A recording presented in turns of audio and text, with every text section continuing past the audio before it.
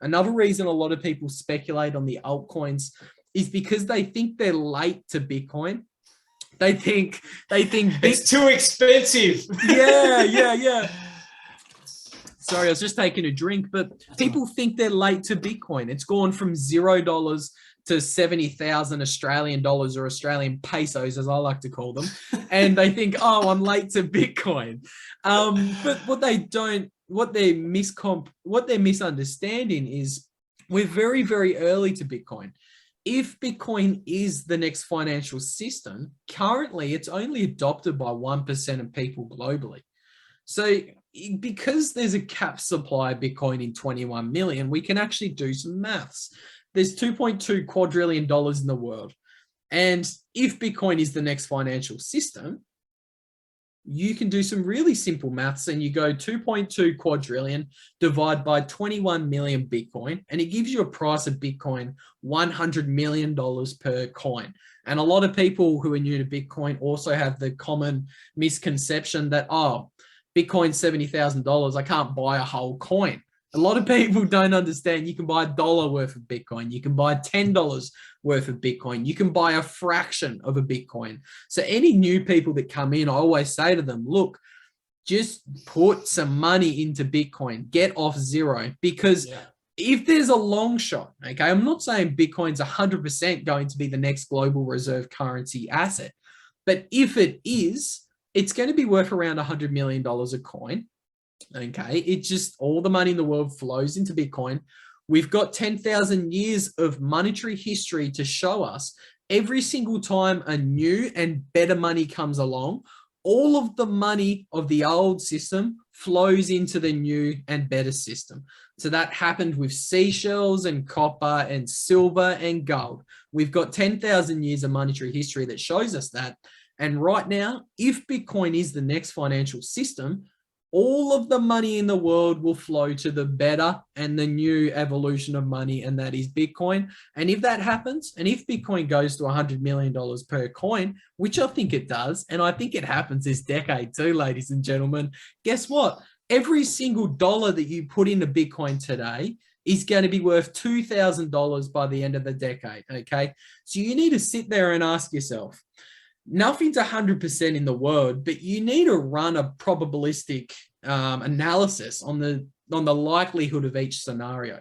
If you think there's a 1% chance that Bitcoin's the next money in the world, my goodness, you'd want at least 1% of your money in Bitcoin, because if you're wrong, you're going to miss out from potentially the greatest wealth transfer in human history. This right now, buying Bitcoin at $70,000, it's the equivalent to buying shares of the internet protocol itself in 1996. When everybody thought the internet was a joke in 1996 and it had 1% global adoption, everybody thought it was a joke. But that's Bitcoin's at the equivalent era, okay? We have 1% of the world has touched Bitcoin or bought some Bitcoin.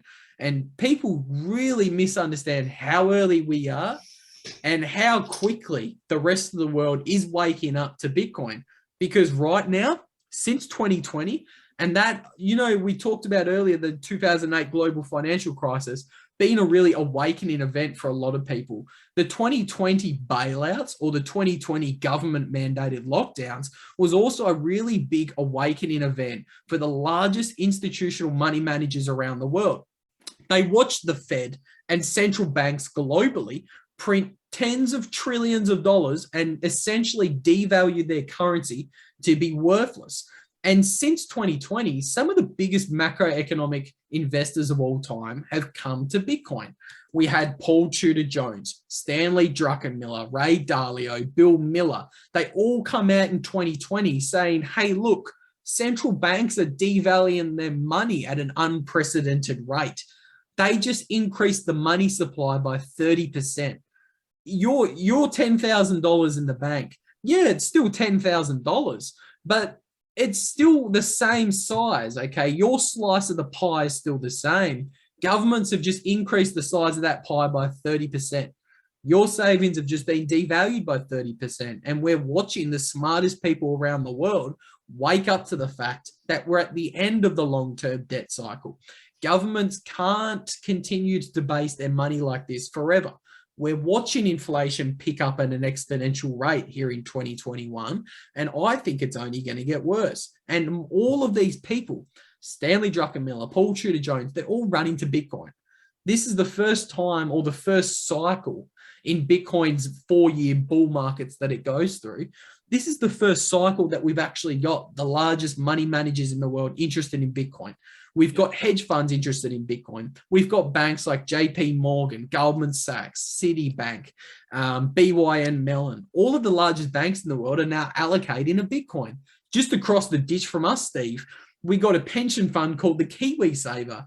And over there, they allocated 5% of their total assets under management into Bitcoin, saying that we don't want to hold dollars. Okay, we think it's a risk to hold dollars because they're being devalued at such an unprecedented rate.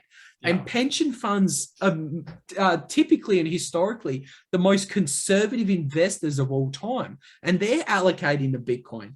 Mass Mutual is a 170-year-old pension fund in the United States.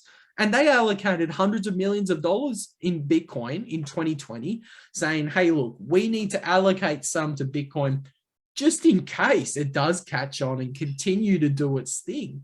And we're now watching. So we've got pension funds, we've got high net worth individuals, and we've got all the best macroeconomic investors of all time and hedge fund managers interested in Bitcoin.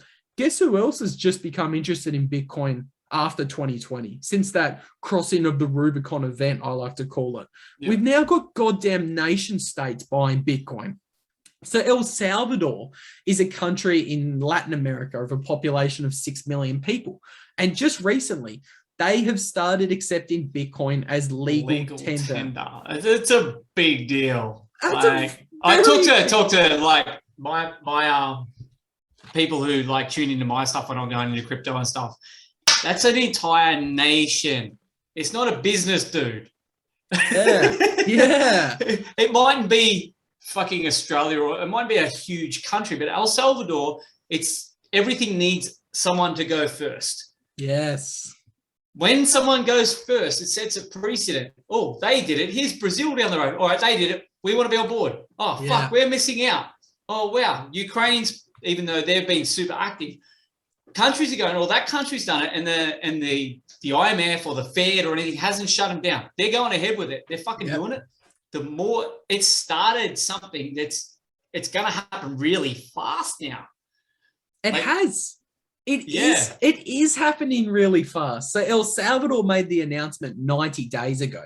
So 3 months ago, they made the announcement to make Bitcoin legal tender. That just went live 2 weeks ago, or maybe last week, okay? And since that announcement, okay, you've had countries in Ukraine pushing to make Bitcoin. It's not legal tender, but it's just a crypto-related law. So you had Ukraine interested. You had Panama interested, pushing through a Bitcoin-related law. There's who else come out as well? I mean, one of the politicians in Mexico was going to do his own bank and everything. Yeah, like that. Yeah. Mexico's they have a population of like 100 million people. Brazil as well. Brazil is another massive country in Latin America. And they a massive country. And one of the politicians in Brazil's adopted the famous Bitcoin laser eyes on Twitter, indicating he's a Bitcoiner. We're on these Twitter Spaces live calls. And we actually had a central banker or an economist from Saudi Arabia pop into one of the Bitcoin spaces we were holding last week. And he was in there for hours with us asking questions about the economic system and Bitcoin. And we're watching a flood of these nation states come to the realization that, hang on a minute, we need some Bitcoin.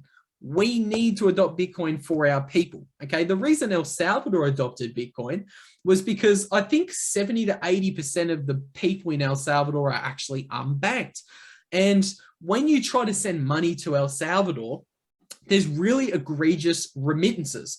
So, Steve, if you and I want to both send $100 to a family member who's in El Salvador, well, Western Union, the banks, they actually take like a 30% cut. So when I send my $100 to my El Salvadorian brother, he only gets $70 on the other end of that, because Western Union can just cut and collect their remittances or their fees in the middle. But now that they've adopted Bitcoin, If I send him $100 worth of Australian dollars on the Lightning Network using this thing called the Strike app, my friend in El Salvador, he doesn't receive $70. He gets his whole $100 on the back end, okay? And that's all using Bitcoin. Bitcoin's a decentralized, open banking system that anybody can adopt around the world.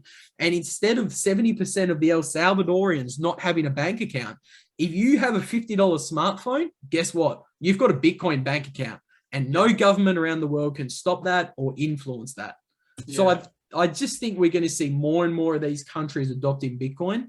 A parliamentary member who pops into these Twitter spaces with us from time to time as well is from Tonga, across the ditch in the islands near Samoa. And he wants to do the same thing for his people because they have a massive amount of their money gets taken from the banks in the remittances. Something like 20 to 30% of their economy or their GDP is made up from remittances. So it's the same thing. If I send $100 to a family member in Tonga, they don't get $100 on the other end. The banks in the middle cut their 30% fee out of the middle, and my friend in Tonga only gets $70. If they adopt Bitcoin over there in Tonga, I'll send him $100 and he'll get $100. And guess what? He'll get it instantly too.